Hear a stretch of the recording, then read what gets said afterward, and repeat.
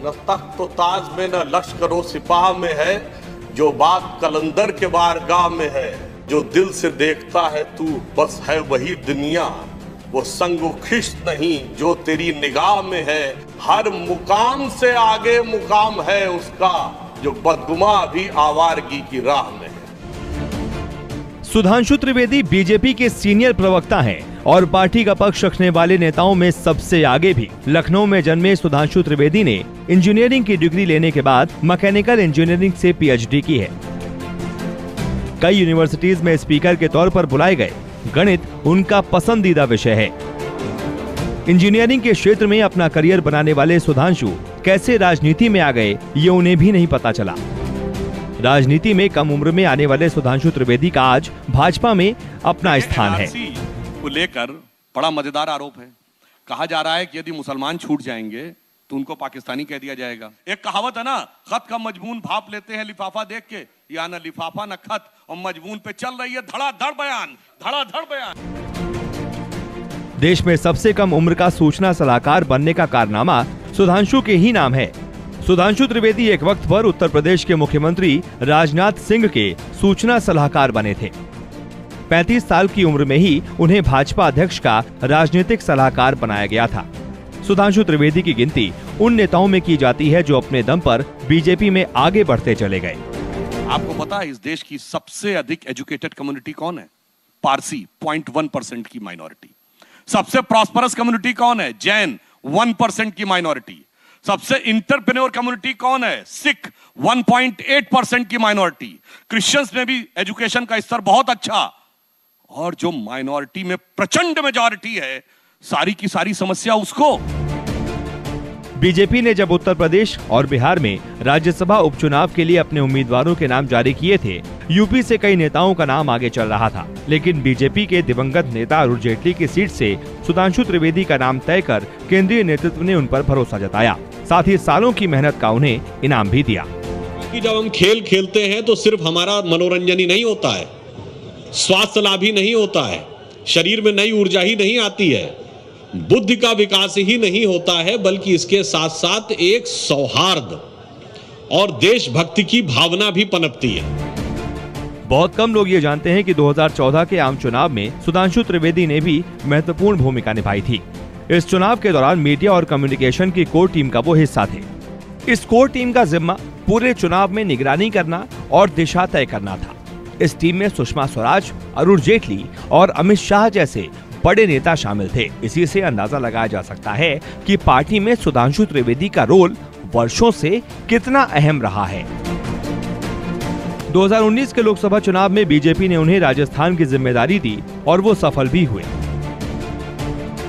अपनी वाकपटुता से वो विरोधी दलों के प्रवक्ताओं की बोलती बंद कर देते हैं। कई जानकारों का मानना है कि सुधांशु को राज्यसभा भेजकर भाजपा नेतृत्व ने उनको ब्राह्मण चेहरे के तौर पर उभारने का संकेत दिया है। साथ ही पार्टी के अन्य नेताओं को ये संदेश भी कि संगठन में काम करने वाले नेताओं को उचित सम्मान दिया जाएगा। चित्रकूट के घाट की घटना थी कि अब्दुल रहीम खान खाना और तुलसीदास जी दोनों अच्छे मित्र थे, दोनों साथ में थे। तो अब्दुल रहीम खान खाना वो मिट्टी उठाकर अपने सर पे लगा रहे थे। वो गंगा जमुनी तहजीब को अगर आप कहना चाहते हैं तो उन्होंने ये कहा कि धूरी धरत निज शीस पर। अरे धूल क्यों सर पे लगा रहे हैं? कह रहीम के ही काज, क्यों कर रहे हैं ये? तो रहीम ने क्या जवाब दिया? जेहि रज मुनि पत्नी तरी सोई ढूंढत महाराज। वह रज जो भगवान राम के चरणों की वह रज ढूंढ रहा हूं, जिससे मुनि की पत्नी तर गई थी, मेरा भी उद्धार हो जाए। मगर कोई समस्या नहीं थी। आज बुल्ले शाह होते, फतवा जारी हो जाता, मेरा पक्का मानना है, और बहुत सारे लोग उनके समर्थन में खड़े हो जाते। ये देश की धर्मनिरपेक्षता के ऊपर हमला है। सुधांशु त्रिवेदी कई सालों से बीजेपी के संगठन में काम कर रहे हैं। सुधांशु त्रिवेदी किसी भी मुद्दे पर बेबाक होकर बोलते हैं, चाहे वो सरकार की नीतियों की बात हो या पार्टी की विचारधारा की। टीवी डिबेट के दौरान सुधांशु त्रिवेदी अपनी शायरी से विरोधियों का दिल भी जीतते हैं और उनको चित भी करते हैं। सुधांशु त्रिवेदी का कद बढ़ाकर पार्टी ने एक तरह से ये दिखाने की कोशिश की है कि बीजेपी में मेरिट के आधार पर लोगों को जिम्मेदारी दी जाती है।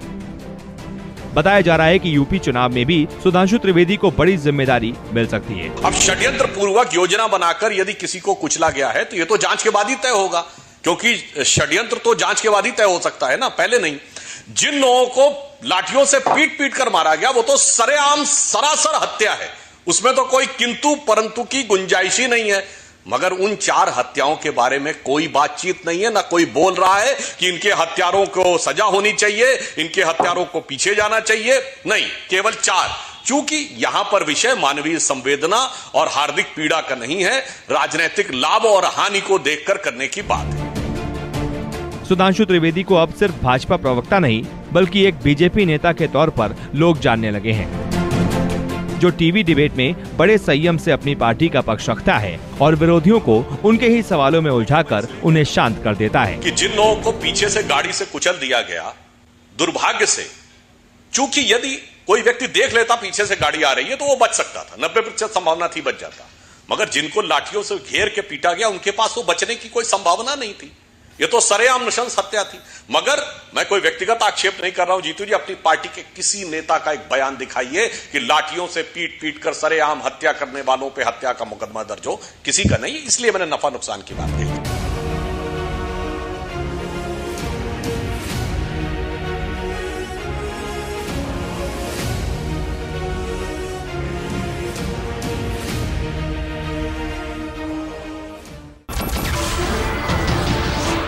नमस्कार, मैं हूं मानक गुप्ता। अगर आपको हमारा ये वीडियो पसंद आया हो तो इसे लाइक और शेयर जरूर करें, और हां, हमें सब्सक्राइब और फॉलो करना ना भूलें ताकि आप देश और दुनिया की कोई खबर मिस ना करें। तो जुड़े रहिए हमारे साथ और देखते रहिए न्यूज़ 24।